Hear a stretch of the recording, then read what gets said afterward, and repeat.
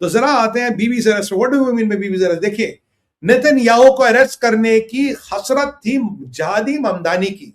ममदानी जहादी है, ममदानी मुस्लिम ब्रदरहुड का प्रोडक्ट है। ममदानी को कहते ना चूटी के लिए सबनम समंदर, और जहादी कोट टाइप पहनने उसे लगता कि वो बहुत बड़ा आदमी बन गया। वो कह रहा था कि नेतन्याहू की जगह हेग में है और मैं उसको छोड़ूंगा नहीं, ये ममदानी ने कहा।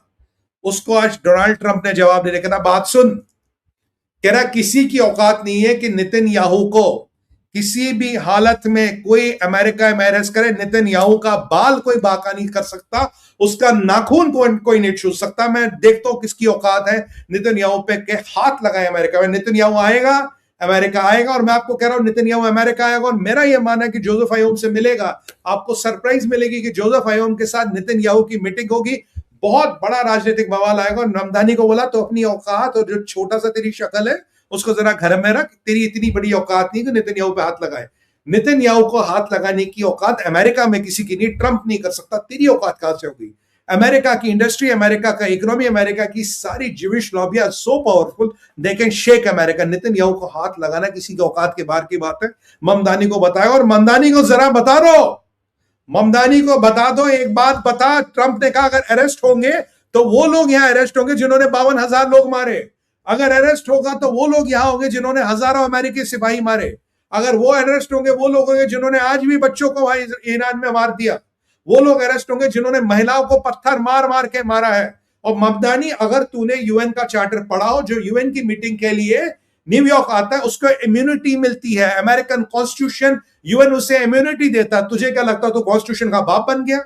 मतलब एक दाढ़ी वाले मुसलमान को वहां बिठा दिया तो वो कुछ भी चलाएगा, मतलब उसकी सत्ता चलाएगा। तो तेरा बस चले, कल को तू शरिया कानून ले आएगा, और तेरी सत्ता ज्यादा देर चलने वाली नहीं। और ममदानी, इजराइलियों से पंगा लेना ठीक बात नहीं है। और ये वही ममदानी है जो हमास के आतंकवादी को कह रहा था, जो हमास का शार्प शूटर कह रहा था ये फोटोग्राफर था अल जजीरा में। ये वही ममदानी है जिसकी बीबी जब 7 अक्टूबर हुआ वो हमास की तारीफ कर रही थी। इसकी बीबी सीरियन है, वो हमास की तारीफ कर रही थी। ये सबसे बड़ा डिजास्टर है अमेरिका का। और मैं वेरी हैप्पी कि आज ट्रंप ने इसको इसकी औकात बता दी। बोला नेतन्याहू के पैर के नाखून को नहीं छूट सकता। और हां, नेतन्याहू आएगा, तेरे पुलिस में तेरी औकात, तेरे मेयर की कुर्सी में इतनी औकात हो तो अरेस्ट करके दिखा दे। और ममदानी साहब, ये जो शिनबिट वाले हैं ना और मोसाद वाले, ये थ्रेट के हिट करने का वेट नहीं करते। तुम्हारे खमेनी को बोतल में डाल दिया था इन्होंने। पूरी आईआरजीसी, पूरा चाइना, पूरा इस्लामिक ब्रदरहुड, पूरे 2 लाख 2.5 लाख लोग खड़े थे ना उसको बचाने के लिए। बचा पाए? तो इसीलिए जितनी औकात है उतनी बात करो, औकात से ज्यादा बात मत करो। You might be put in a bottle, you know what I mean. तो इसीलिए औकात से ज्यादा बात मत करो और अपनी औकात रखो। ये जो जितना जिहादी पना है उनके लिए रखो, आतंकवादियों के खिलाफ यूज करो। Anyway, you are the Frankenstein of America, you are a disaster what American happen, and you are a disaster which will bring down the whole Democratic Party. ये आपको आज ट्रंप ने बता दिया। और मोसाद बोलता नहीं है, मोसाद बोलता नहीं है ममदानी साहब। खमेनी की केस स्टडी तुम्हारे सामने है, जरा इमोशंस पे कंट्रोल रखो। नेक्स्ट टॉपिक हमारा Jordan playback. What is Jordan playback? Payback, sorry, not playback, Jordan payback. Jordan को लेके ट्रंप ने एक धमकी दी है, और this is what I am liking about Trump. ये बोले इजराइल के स्टाइल में धमकी दी है, is the Israeli way of saying things. Trump ने कहा है कि मैंने सेक्रेटरी ऑफ वॉर पीट हेग्सेथ को, मुझे वो पोस्ट लगाना चाहिए, sorry I don't have that post, लगाना चाहिए तो मजा आ जाता। मैंने सेक्रेटरी ऑफ वॉर, मैंने डायन क्रेन को, मैंने ब्रैड कूपर को बोला अगर एक अमेरिकन मरा है, अगर एक अमेरिकन सिपाही मरा तो ईरान के कई सैकड़ों सिपाही, several of their people have to die of IRGC. यानी कि एक का 100, एक का 1000। ये इजराइल की पॉलिसी थी, एक मारोगे 100 मारेंगे, एक मारोगे 1000 मारेंगे। ये ट्रंप ने खुलेआम ट्रुथ सोशल पे पोस्ट डाल के बोल दिया, मैंने ये रिटर्न में आदेश दिया है पीट हेग्सेथ को, मैंने आदेश दिया है डायन क्रेन को, मैंने आदेश दिया है ब्रैड कूपर को, और हर उस कमांडर को on the ground kill as many IRGC man as you can. ये ट्रंप का आदेश है, मेरा नहीं है, मैं सिर्फ बताने का काम कर रहा हूं। यानी कि several of them will be killed. आज तक अमेरिका और इजराइल की रणनीति में एक फर्क था। America brick and mortar target करता था, इजराइल लोगों को टारगेट करता। It's a very good strategy by the way. लोग आर वेरी इंपॉर्टेंट। आज अमेरिका के प्रेसिडेंट ने बहुत बेहतरीन स्ट्रेटजी कर ली। और आपको पता, मैं हमेशा अमेरिका को एक चीज कहता था, मैंने कहा यार what the hell is wrong with you, why, मैंने कहा you are we are bombing now we are doing a blockade, we are bombing, we are doing a blockade. मैं why the hell can't you do bombing and blockade both? Blockade and bomb, blockade and bomb, that way that is more effective. और उसका effect कितना आप देख रहे हैं, कल ये घुटनों पे आ गए, बोल रहे हैं हमें नेगोशिएशन करनी है। बट वो सारा हाल तक क्या उस पे आने वाला हूं, ये नेगोशिएशन क्यों कर रहे हैं, उसका पाकिस्तान पे हम जाएंगे, उसका पाकिस्तान का लिंक क्या, मुनीर का क्या लिंक है, मैं आपको तब समझाऊंगा। तो सबसे बड़ी चेतावनी इजराइल के स्टार्ट में चेतावनी, और 10वां दिन on a row, 10th day in a row, Iran was bombed, all the strategic installations of Iran were bombed, और and length and breadth of Iran they were bombed. इन्होंने मीडिया को गया कर रखा, इनकी हालत खराब है। इन्होंने वापस बहरीन पे अटैक किया, कुवैत पे किया, जॉर्डन पे किया। जॉर्डन पे बड़ा तगड़ा अटैक नहीं था, दिस कुड बी थॉटेड। कुवैत में डायरेक्ट हिट हुआ। बहरीन आज बेचारा बहुत पिटा, बहरीन में कुछ नुकसान होने की संभावनाएं हैं। अब आप जानते हैं, अनफॉर्चुनेटली मेरे पास एक बुरी न्यूज थी कि भारत के 4 नाविक मारे गए, हमारे 4 भाई मारे गए यूक्रेन में। यूक्रेन में रशिया ने अटैक किया, पुतिन ने 125 मिसाइलें चलाई और करीब नहीं 41 मिसाइलें और 125 ड्रोन चलाए और ब्लैक सी के पोर्ट को हिट किए, यूक्रेन की वेसल को हिट किए। हमारे 4 भाई मारे गए हैं। भारत के विदेश मंत्रालय ने हमने उनको रशिया के चार्ल्स डी अफेयर्स को बुलाया, उसकी प्रतिक्रिया व्यक्त की और बड़ी सख्ती से कहा कि आप इसको ना करें। तो कुवैत में भी अनफॉर्चुनेटली मेरे कुछ सोर्सों से खबर आ रही है, कुवैत से भी शायद कुछ बुरा समाचार आ सकता है। मैं प्रभु से यही कामना कि बुरा समाचार नहीं, पर कुवैत से भी कुछ बुरा समाचार आ सकता है।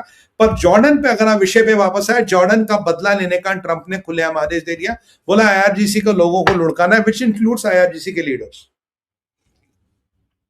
जो कल कराची को डर लग रहा था, अगर आपको क्या लगे, आप जहाज में बैठे हो जहाज गिरे, आपको क्या लगे आप मीटिंग में बैठे हो मीटिंग में कोई गिरा है। मैंने कहा 47 साल तक जो डेट तो अमेरिका इजराइल कर रहे थे, वो तब सोचना था ना भाई। अब जॉर्डन में एक बहुत बड़ा सिचुएशनल चेंज आया है।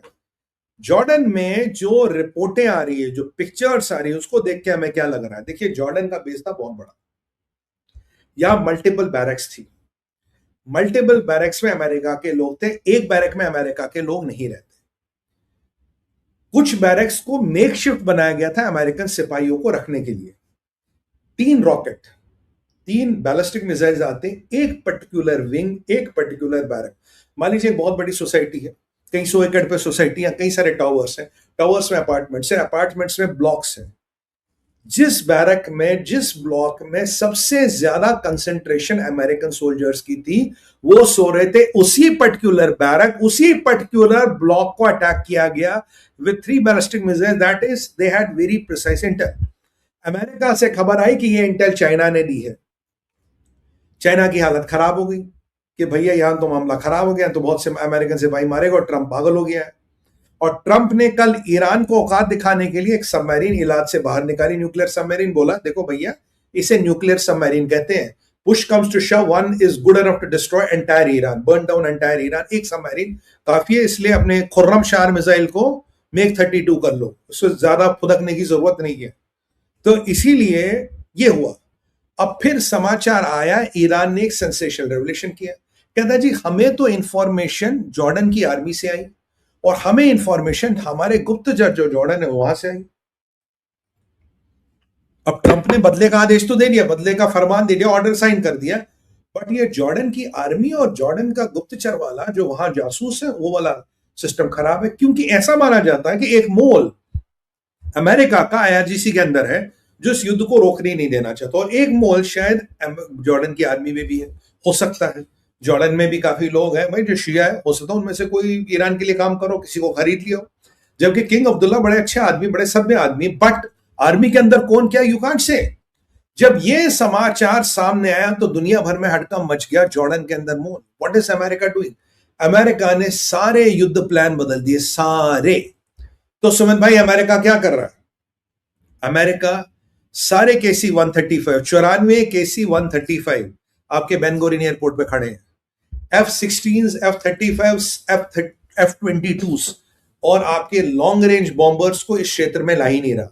ये जितने F-16, F-22, F-35, इन सबको इजराइल में पार्क किया जा रहा, और कहीं पार्क ही नहीं किया जा रहा। अमेरिका का 90% आर्सनल लगभग इजराइल में, और जो मैंने सजेस्ट भी किया था, मैंने कहा था safest place to keep your arsenal is Israel. आप इधर उधर आर्सेनल ना रखिए, केवल आप इजराइल में रखिए, because that is the only place where it can be safe. Israel का मिसाइल शील्ड है। इजराइल इसीलिए लड़ नहीं रहा, इजराइल के ना लड़ने के और भी कारण है कि इजराइल के ऊपर से जॉर्डन मिसाइलें जा रही है। इजराइल पूरा रेडी है, Israel has done what it needs to do, but Israel की परिस्थिति भी थोड़ी डरावनी है।